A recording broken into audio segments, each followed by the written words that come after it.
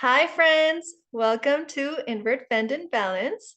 Today, we've got the pleasure to interview Miglena, the pole dancer. Welcome, Miglena.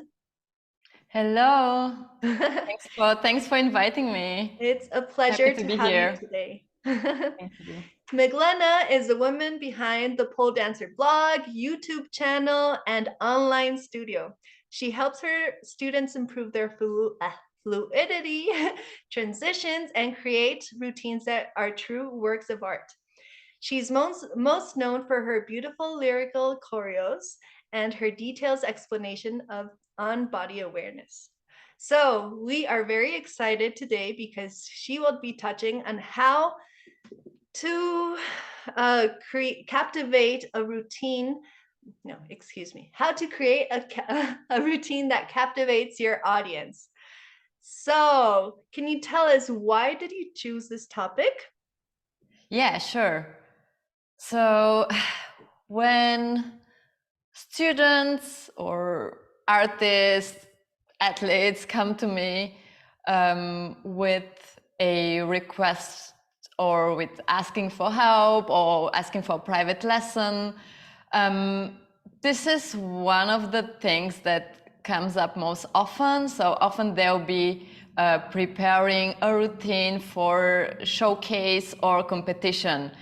And these are usually people, students who are advanced. They've been taking classes for years and their technique is actually good.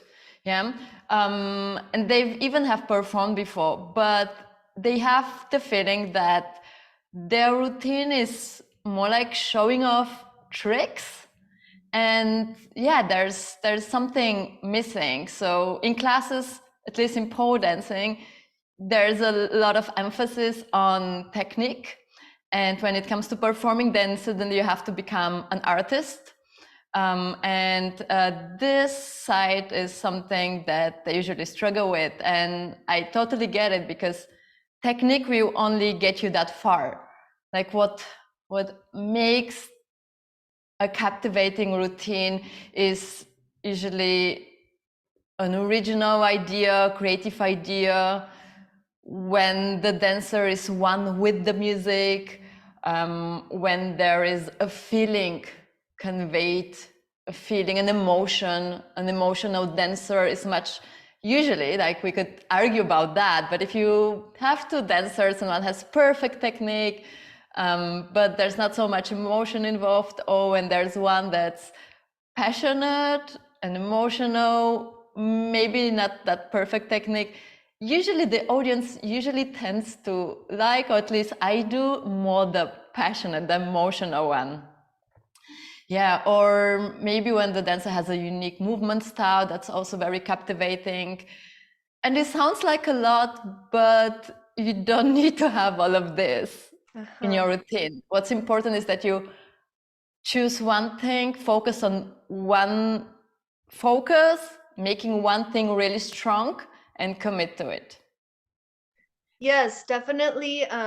It's a big jump from only focusing on tricks to like developing this artistry and the facial expressions, body expressions that are really what make people want to continue watching your routine and um, make them remember your routine.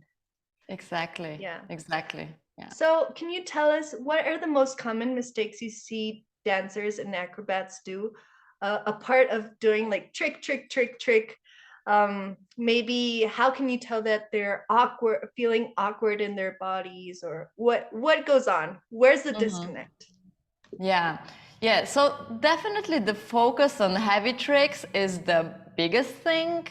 And I want to mention like two things, psychological things that are happening, why people are focusing not everyone, but why someone might be focusing on tricks so much. And one reason is that people think that otherwise it gets boring. Their routine might be boring. And then the other reason could be especially with pole dancers, some of them don't feel confident in dancing or don't have so much experience, so they prefer to stick to the tricks, to what works, to what they feel confident in, and understand that. Yeah. That's fair. Like we Yeah. need to grab something. As when Yeah, we let go of the pole, it's like, Staying, now yeah, if you what? want to show your best on stage, maybe you stick to what you can do best, right? But here's what's happening. Like, what's the results of this is that, yeah, the dance part is a little bit forgotten, but let's maybe get away a little bit from this dance term and just say movement that looks and feels more freely. You do need those parts in your routine. You don't want to have it super packed with tricks. You do need this easier, slower parts that make it less packed, that you can use to rest, right, physically. And also, these are the parts where you can use to add expression, to tell a story, to add an emotion. And these are exactly the parts that you want to use to make the routine more captivating and more than just the tricks. And expression is something very important.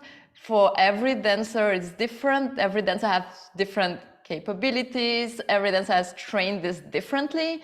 Yeah, it really depends on dancer's abilities. But yeah, facial, you mentioned that. Facial and body expression is very important. And when you want to train this, not just for the performance, but also in your practice. And facial expression doesn't always need to be exaggerated. Like, it can, but it's important that you feel it. If you fake facial expression, or let's say smiling all the time, it doesn't come across fake. So my advice would be, if you don't necessarily feel it, or if you're too nervous on stage, then rather stick to or focus on normal face expression. And everyone has to check what normal for them means, because sometimes when we're training, when we focus on the moves, our face gets empty or looks empty. Maybe the mouth corners are a little bit down, and there's sometimes I can literally see that there's no focus. The gaze is not focused on anything. It just looks a bit empty. So these are some things you want to work on before the performance. And body expression would be involving your entire body, making sure that your head is moving with the whole spine, the chest is more expressive, or maybe you have these little hand movements, these details. Actually, sometimes they could be just details. They could be something bigger, but that could be also details that make it look more expressive. And one big thing is dancing in your head versus dancing from your heart. And we are often in our head, so we have to practice a little bit more to being technically imperfect in the practice. Like, really practice being technically imperfect and put passion over perfection in these parts, in these easier, slow, expressive parts. And with the tricks part, the aerial combos, right? They are going to be maybe the biggest part of your choreography, and you will have tricks, and that should be like that. But make sure that you focus on the transitions and make the transition as important as the tricks. So you want to stretch them and lengthen them a bit more, and not just going from one trick to the other. So in a more extreme form, to understand like what that means in more extreme form, when you stretch the transitions a lot and you don't hold the tricks or pauses, then they start melting together and becomes one movement where you can't tell where one move starts, where it ends, and when the next one begins. Yeah, this is the more extreme form. It's all one speed. You don't have to do it always like that. That could be interesting. You can hold shapes to show the beauty of the shape. For example, when you have a beautiful split, you can hold it and wait for the cues for the music. The music is going to tell you how long to hold it and when to continue.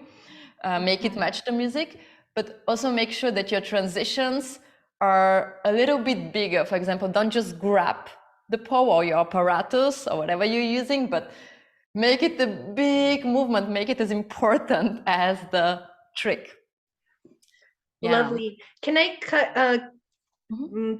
put pause for a second? Because I think that, well, I'm curious about how you help or what tips you give your students to help them work on their facial expressions. Something that I noticed during these interview series is that I have huge facial expressions. And I don't know, and I'm curious, like I'm working on that. Yeah, what do you mean like huge? Like very, very What? expressive. Like I open my eyes a lot when I'm having a conversation. So I don't know. Do you like recommend people recording themselves or watching themselves in the mirror? What do you tell your students to help them feel confident with their facial expressions and work on this? Yeah, so having big facial expression is not a problem. I remember when I used to started creating videos, I was also like, it was painful watching them because I felt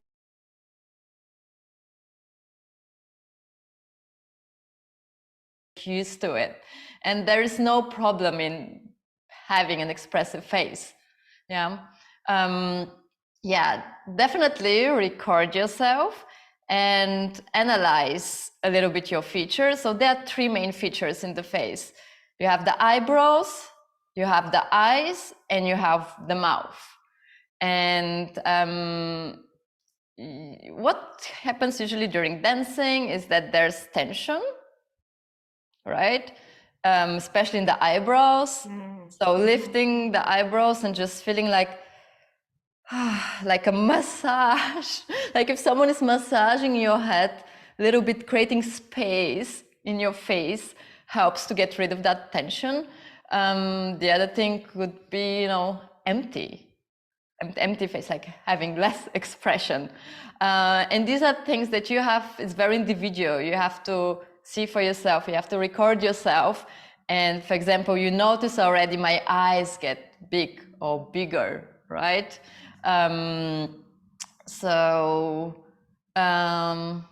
Which is, I don't see that as a problem.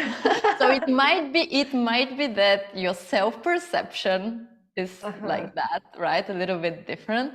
But yeah, the mouth also practice actually facial expressions and feelings, like say, okay, happy doesn't always mean big smile, doesn't always mean showing the teeth. It could be, you can dial or tune this up, or you can tune this down. Like if you feel like I'm too expressive, that you can tune down a little bit these expressions. Yeah. So what I'm hearing is also like making sure that the expression, it correlates to what you want, or your facial expression correlates to what you intend to share, that it's not like it's the adequate amount of emotion. Yeah, absolutely. And it as I said, before you fake it, I would rather just tune it down, because in dancing, right? Because like just fake expression just feels off, looks off, feels off. And I would rather, if you're too nervous and you don't feel that emotion, you don't hear the song anymore because you've heard it and you've trained on it 200 times, then rather stick to something more natural.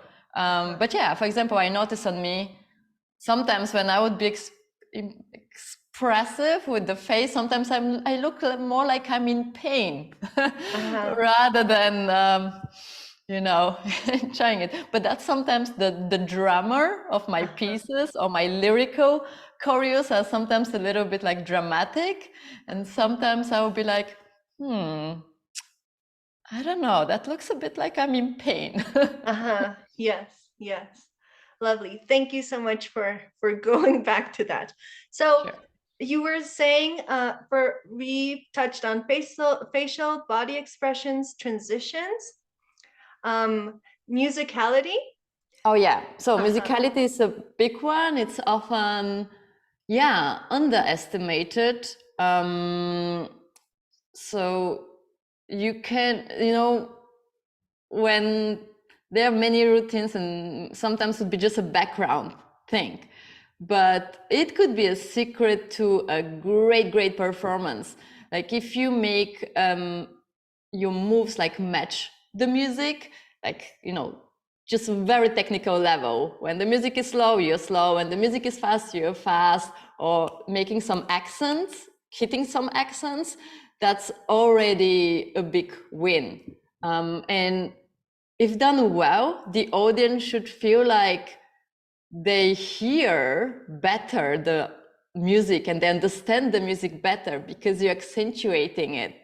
And yeah, this is pretty amazing. And then you can go even deeper into musicality and have a deeper connection with the lyrics, express what the lyrics are, the words are saying, the voice is singing, and it's, or express the overall feeling. For example, some songs are more melodic, and in these melodic songs you're probably gonna have a more flowy movement because melody is more fluent, more flowy.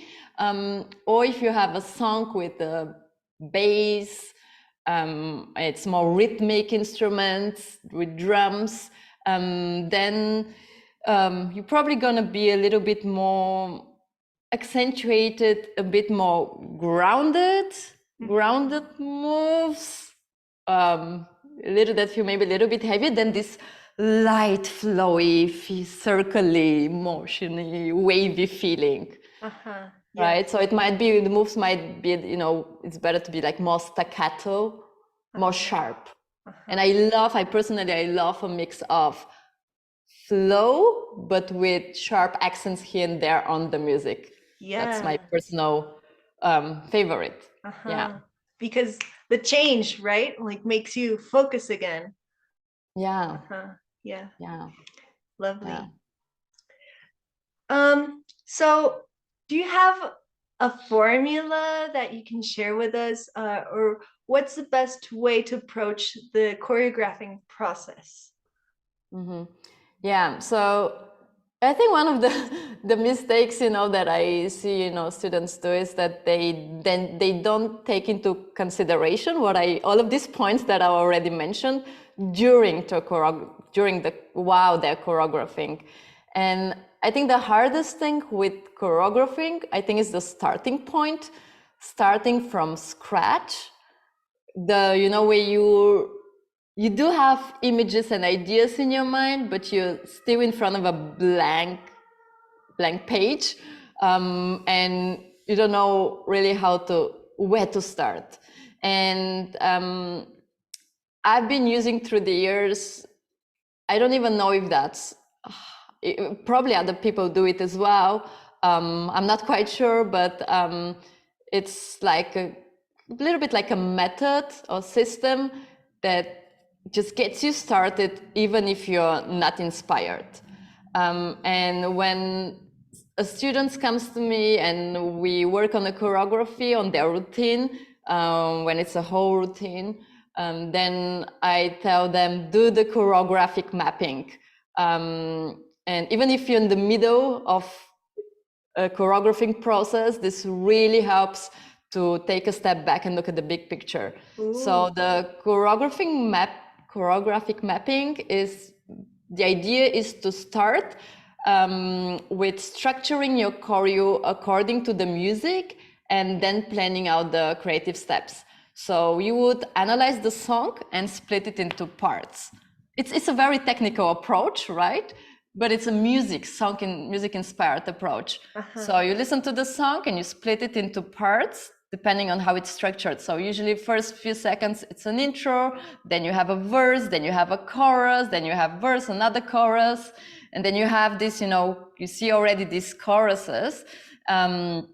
And then when you split it in those, basically you make a timeline with the timestamps when is a change in the music, and then you would roughly plan where you are in those parts. For example, the chorus is the highest point, the rise of energy. It's the most dramatic points, moments. So, for example, for aerial artists, probably or pole dancers, they are gonna be in the air doing their most impressive or biggest, most impressive aerial combos and tricks, right? And then in the verses, maybe they'll be down low on the pole, and or maybe start with flow work. So you can roughly plan more or less where you're gonna be, and then you can focus. You can start working on the individual parts, right? So you don't have, a mess, like working on different parts and not having a structure, but then you can focus on every part, and then you can get more specific with the moves. So this gives you a more clear idea of what your choreo will look like and what type of moves you have to prepare. Yes. And I have a kind of like a guide, this choreographic map. You can download it on my page on thepoledancer.com/choreographing. It's a PDF it's video and template. So you have a PDF template with that you can fill out on your computer, on your smartphone. It has the timeline where you can split the song, where you can place, structure your choreography. There's also a checklist so that you don't forget about intention, story, maybe character and stuff like that. And there is a video that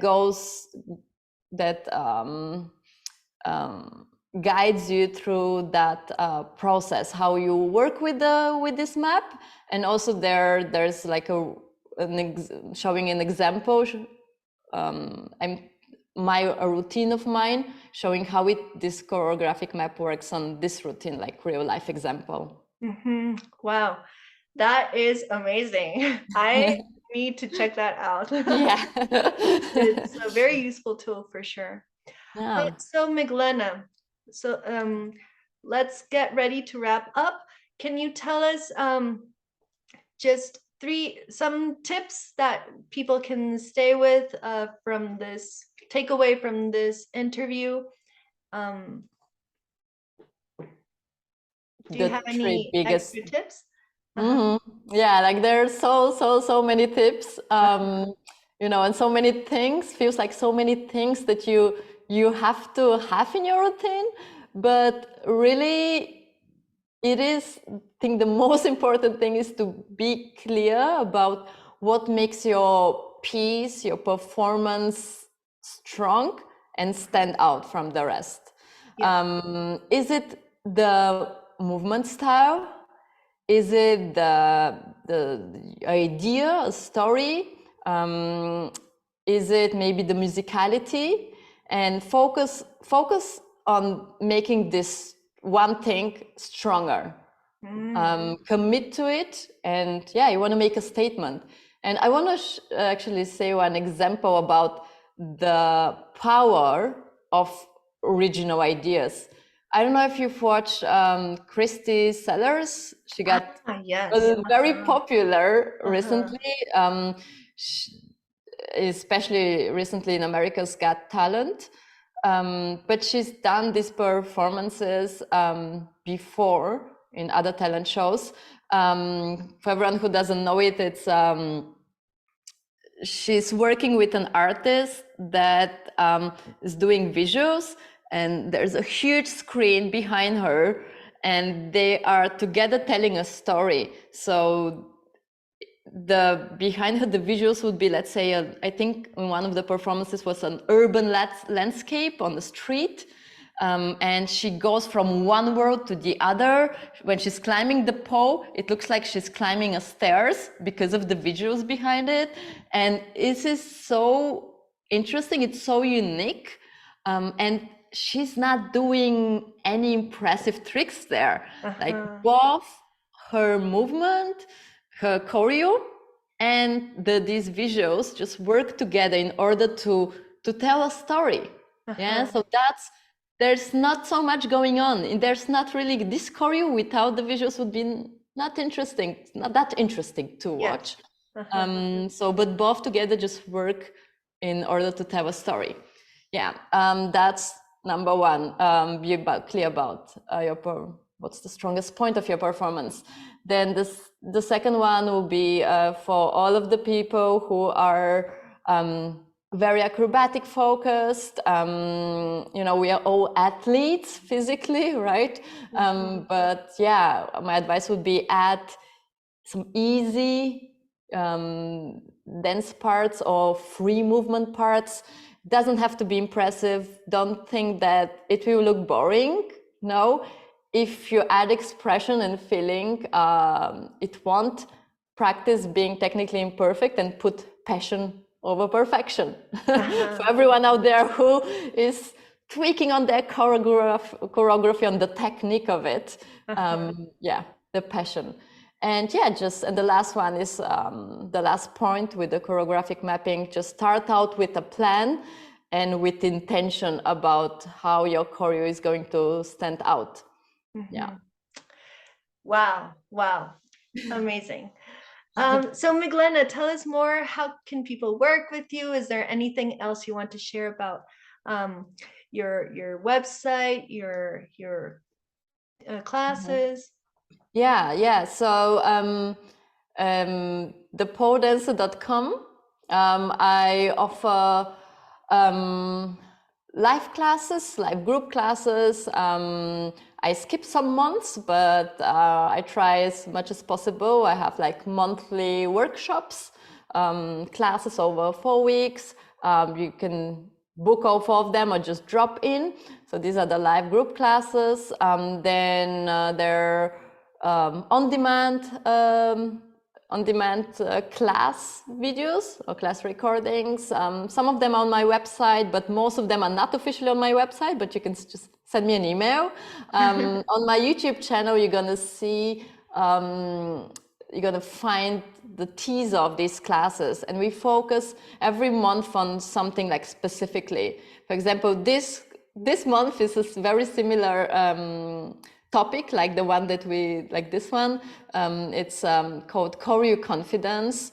And it's about like, how do you remember choreography? How do you retain a choreography? Face and body expression, continuous flow, and making it your own. These are the choreo focus classes, but I love tricks as well. So in my advanced classes, which are the most popular ones, we focus on different things. We had bendy shapes, we had split illusions, or jade variations, and it's not just the tricks, we do lots of variations and combos and transitions. Yeah. So yeah, it's very YouTube complete. channel, I have many tutorials there, but yeah, check out thepoledancer.com. And yeah, feel free to reach out, just send me an email and say hi. Yeah.